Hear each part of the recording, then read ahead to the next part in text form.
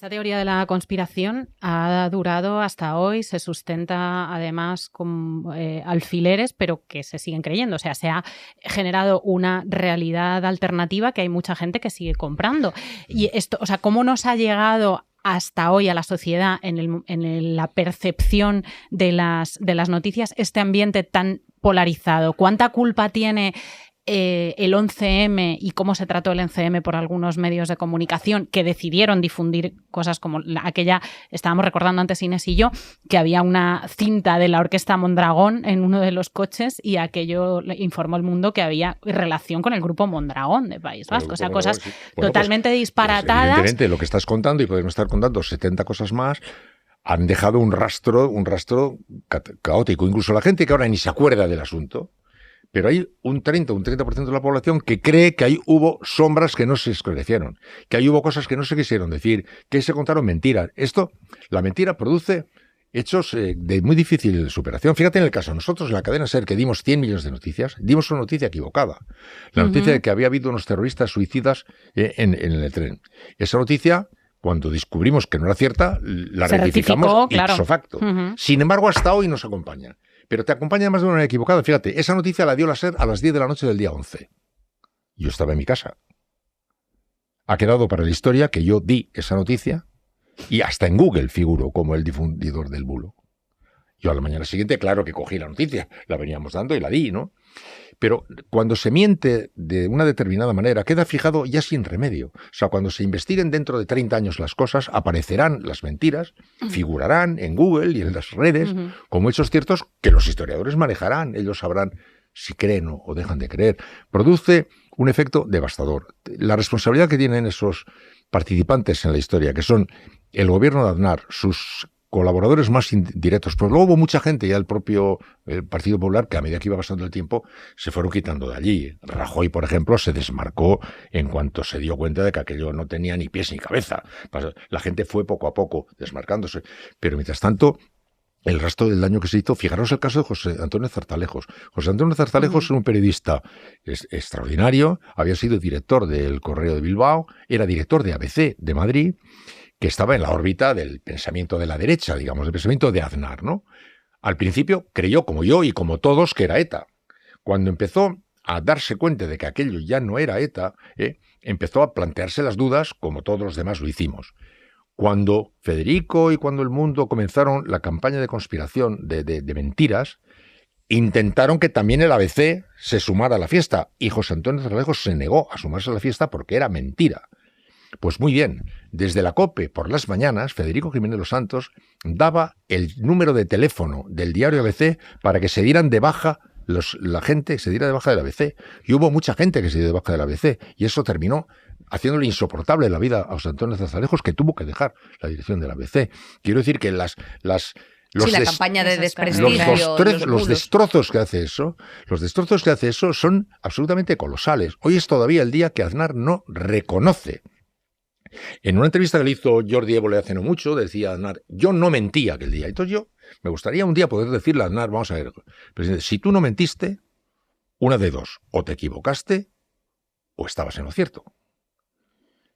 Como no debe ser que te equivocaste, porque nunca te hemos oído decir que te equivocaste, debes creer que estabas en lo cierto. O sea, tú hoy afirmas, estás en lo cierto de que lo que entonces dijiste era así, porque no hemos tenido ni siquiera por parte ni de los periodistas citados, ni de Aznar ni de nadie, un pequeño reconocimiento de error, que yo a veces he sido pues comprensivo con los errores humanos, todos los hemos cometido. Entre el 11 y el 14, durante tiempo, y incluso pensé, bueno, se han obcecado, de acuerdo, se han obcecado. Han creído que les conviene más que sea ETA y prácticamente ya han perdido la capacidad de discernimiento. Cada señal que les llega, como que no se han fijado. Bueno, yo decía, pero bueno, esto es un poco de pitorreo, pero vale, vamos a hacer un gigantesco esfuerzo de generosidad. Pero nunca dieron marcha atrás. Pero daros cuenta que era imposible de mantener aquello. Nosotros, en la radio, yo lo conté, ahí volé, nosotros en la radio, yo había dado ante el micrófono no sé cuántos atentados. Yo no sé cuántos atentados había tenido yo que contar en la radio, no sé cuántos. Decenas y decenas de atentados. Tantos habíamos contado ya en la SER, que en la SER ya teníamos una cierta rutina de comportamiento.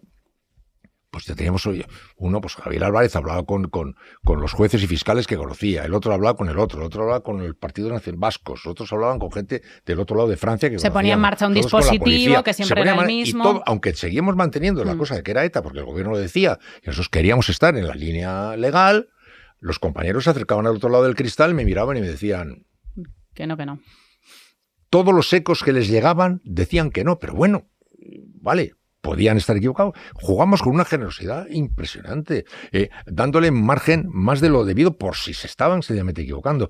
Pero luego ocurre, como tengas la mala costumbre de sacar la cabeza del agujero nacional y te pongas a mirar el mundo. Es lo que iba a preguntarte. Teníamos muy mala costumbre. Nosotros leíamos los periódicos extranjeros. ¿Cómo estaba la prensa internacional? Que en el momento en el que vosotros estabais comunicando que estaba siendo ETA, el New York Times estaba diciendo que había sido un atentado yihadista. Bueno, pero cuando a medida que pasaban las horas y nosotros íbamos recibiendo los ecos de la prensa internacional, el primero que yo me acuerdo que fue la CBS y empezaban a hacer, oye, pues nos parece que es más fácil que sea ETA. La sospecha fundamental figuraba en torno a Al-Qaeda, En un primer momento el gobierno tenía muchas razones para pensar que era ETA, como todos nosotros, porque ETA venía matando hacía mucho. Y hacía poco tiempo que había sido desactivado un comando etarra que traía 500 kilos de dinamita que quería poner en un tren. Aquí lo cogieron, o sea que...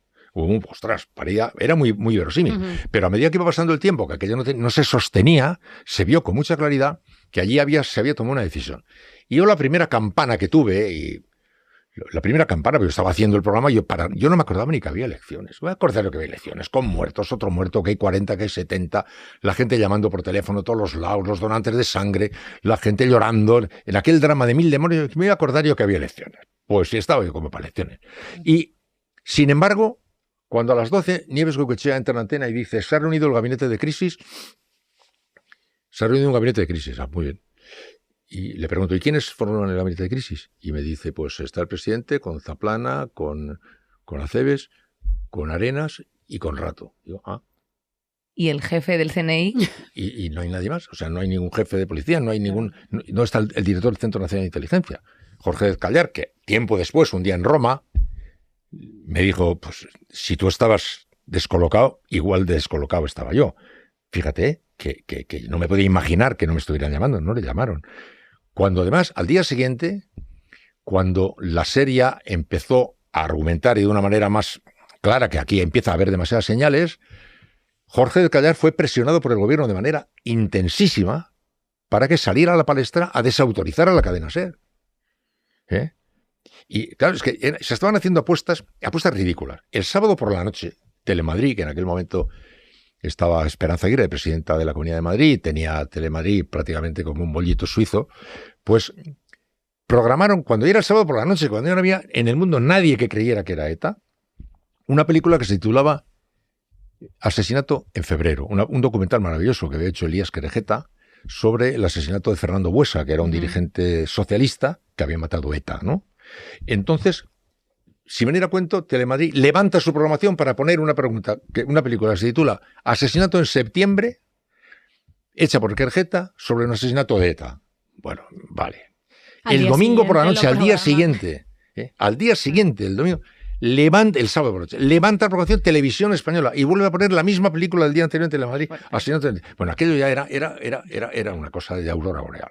Entonces, claro, con aquello ya era muy difícil que no se produjera una contestación de protesta y terminó reventando en la antena, ¿no? Pero como digo, ahí hubiera sido ya terrible, aunque se hubiera acabado ahí. Lo que ocurre es que fue mucho más terrible porque no se acabó ahí.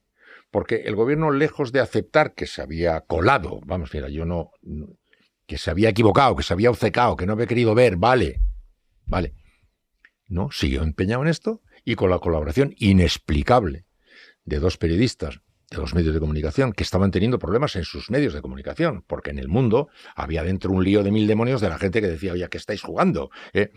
Y pues con eso mantuvieron durante tiempo esa historia, llegando a algunos casos, como he dicho yo, el del comisario jefe de la comisaría de Vallecas, cuya mujer se suicidó, o como el caso tremebundo de Pilar Manjón. Pilar Manjón era la madre de uno de los muertos en el atentado. Era la presidenta, un día, al cabo de poco, cuando empezó la Comisión de Investigación Parlamentaria, unos meses después del atentado, un día ella intervino en el Parlamento. Una madre de un hijo muerto intervino en el Parlamento. Hizo una intervención absolutamente conmovedora. Ha pasado a la historia como uno de los actos parlamentarios más emocionantes que se recuerdan, porque hizo una intervención apelando a todos a la unidad, diciéndoles que tal cual. Hizo conmovedora. Estaba España conmocionada. Era la madre que representaba el dolor de toda España. Al cabo de 20 días era una bruja, una arpía, una pirata, porque era de comisiones obreras. Y en aquella historia que se estaba ya fraguando, figuraba como una manipuladora que estaba tratando de obtener notariedad tal, y así ha pasado. Por cierto, me sorprende que en todos estos programas que está viendo, girando en torno al 20M, al 11M, nadie le haya preguntado nada. Y ahora me he dicho, es que a lo mejor se ha muerto. Espero que no, Pilar, querida. Pero me llama la atención que nadie haya recordado, porque es la mayor prueba de la crueldad, de la inhumanidad, de la insensatez, de la locura, de la ceguera, fue aquel permanente acoso a esta mujer que desde entonces fue considerada ya por determinados sectores como el paradigma del símbolo. No podían entenderlo, pero no paráis un momento en mientes, que es la madre de uno de los chicos que se ha muerto el atentado, que lo han matado. Pues no, pasó rápidamente a considerarse un enemigo de la verdad. Una cosa. Está viva por eso Pilar digo, Manjón, ¿eh? O sea, que está vivita y sí, coleando. que no, lo celebro. Terrible digo, infamia, la verdad. Es una infamia tremenda, ¿no? Y cuando, como nadie le llama, digo, pues le habrá pasado algo, estará mala. Pues yo, de todas maneras, en fin, le quería mucho a esta chica y le quiero mucho, y si está bien, mejor, pero no he conocido nada más parecido. Saldremos mejores con Inés Hernán y Nerea Pérez de las Heras. Todos los miércoles en Podium Podcast.